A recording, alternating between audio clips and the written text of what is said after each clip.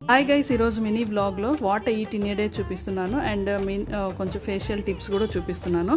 So ఈరోజు first బ్రేక్ఫాస్ట్కి అయితే ఇడ్లీ సాంబార్ చేసినాను. పప్పు ఉడికించుకునే పని లేకుండా సాంబార్ అయితే 10 minutesలో రెడీ అయిపోతుంది. అది ఎలాగో చూసేద్దాం.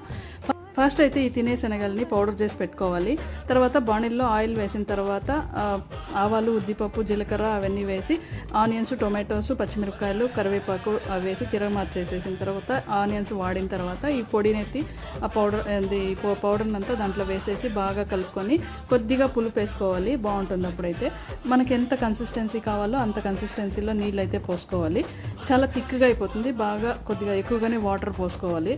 తర్వాత నేను ఫేస్ మాస్క్ అయితే వేసుకుంటున్నాను. ఈ ఫేస్ మాస్క్ అయితే బాగా ప్రిపేర్ చేసింది. చాలా గ్లోయింగ్గా ఉంటుందని చెప్పింది. అందరం వేసేసుకున్నాము. తర్వాత ఈవినింగ్ బయట వెళ్ళడానికి ముందుగానే మేము రంగారావు మిల్లెట్ టిఫిన్ సెంటర్లో ఈ బుడ్డుంటలు అండ్ బెల్లం పాయసం తీసుకున్నాము. చాలా టేస్టీగా